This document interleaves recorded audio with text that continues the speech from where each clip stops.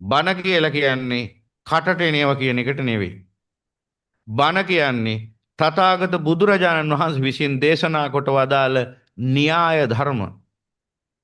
න්‍යාය ධර්ම දහසක් නයින් ප්‍රතිමන්විත සෝවාන් ඵලයට පත් වෙන්න ඕන කියලා දේශනා කරන්නේ ඒකයි. න්‍යාය ධර්ම වලින් භාගතුන් වහන්සේ අපිට මේ සසර උගුලෙන් ගැලවෙන හැටි පෙන්වා දෙන්නේ. න්‍යාය පෙන්වා දෙන්නේ.